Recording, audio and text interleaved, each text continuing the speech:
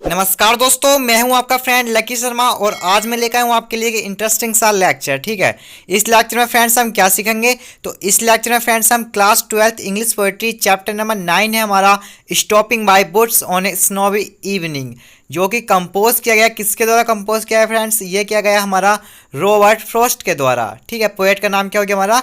Robert Frost.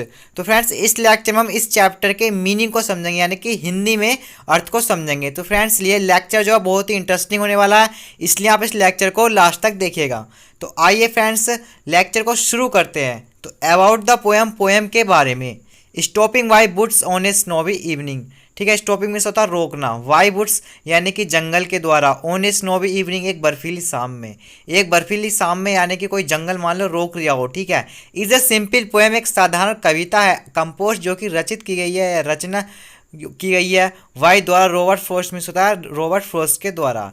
यानी कि stopping by woods on a snowy evening जो है एक साधारण सी कविता है जिसकी रचना जो है रॉबर्ट फ्रॉस्ट ने की है। ठीक है, the poem is about a man, यानी कि जो कविता एक व्यक्ति के बारे में है। ठीक है, who is on his way home, यानी कि जो अपने घर को जा रहा होता है। It is a winter evening, it means या इज मीन्स है विंटर इवनिंग, यानी कि मान लो शाम का समय था। ठीक है, it is also snowing and bitterly cold, यानी कि क्या था फ्रेंड्स? बर्फ पड़ रही थी और हल्की सी ठंडी हवा भी चल रही थी। He is passing by certain boots, he is passing में गुजर रहा था, वाई से सर्टेन बुट्स यानी कि जंगल से होकर गुजर रहा था। एंड और is lured by the lovely site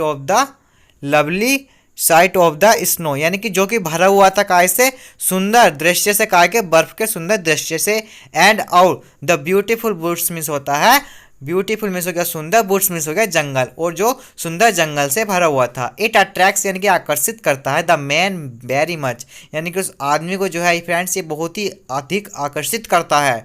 ठीक है, he is tempted to stay there, यानी कि वह रुका वहाँ ठहरने के लिए, बट किंतु एट द सेम टाइम उसी समय ही रिमेंबर्स, वह याद करता है, फिर उसे याद आता है दैट कि he must have to reach his destination, यानी कि उसे अपने लक्ष्य पर पहुंचना होगा। एट लास्ट अंत में ही प्रीफर्स लाइफ, यानी कि वह जीवन की तुलना करता है, टू डेथ मीन्स मरने के लिए, इन ऑर्डर मीन्स क्रम में, टू कीप मीन्स निभाने के लिए, द प्रोमिस वादा, ड्यूटीज होता है कर्तव्य, एंड और रेस्पॉन्सिबिलिटीज मीन्स होता है फ्रेंड्स उत्तरदायित्व। ठीक है, उत्तरदायित्व, कर्तव्य और वादे को निभाने में फ्रेंड्स हमें क्या चाहिए? अपने फ्रेंड्स हमें अपने जीवन का ही बलिदान दे देना चाहिए।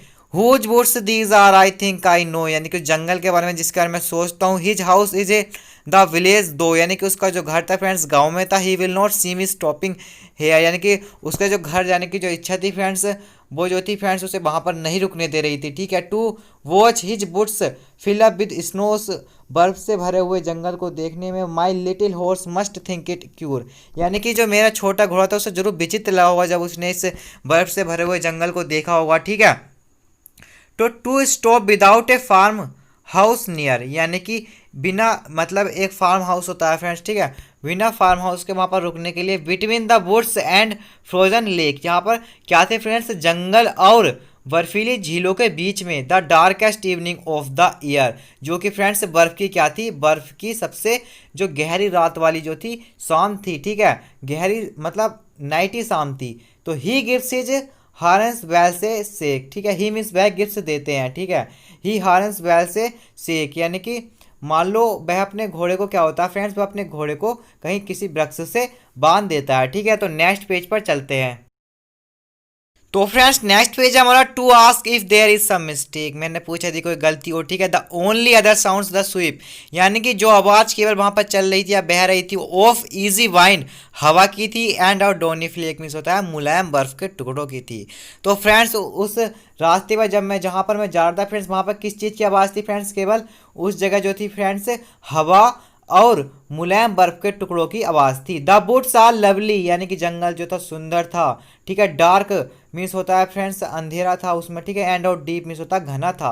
बट किंतु I have promise to keep, लेकिन मैंने किसी से वादा किया था। And miles to go before I sleep, and miles to go before I sleep, और सोने से फ्रेंड्स मैं अपने घर को वापस जाता हूँ। तो फ्रेंड्स इस प्रकार हमने friends class 12th English poetry chapter number 9 stopping by boots on a snowy evening poet है हमारे इसके कौन है, रॉबर्ट फ्रॉस्ट का फ्रेंड्स मीनिंग जो है कंप्लीट कर लिया, उसका सेंट्रल आइडिया और उसकी एक्सप्लेनेशन फ्रेंड्स नेक्स्ट लेक्चर में करेंगे। यदि आपको हमारा लेक्चर अच्छा लगा हो, समझ में आया हो, तो फ्रेंड्स हमारे यूट्यूब चैनल को लाइक करें, शेयर करें और सब्सक्राइब करें। Thank you friends.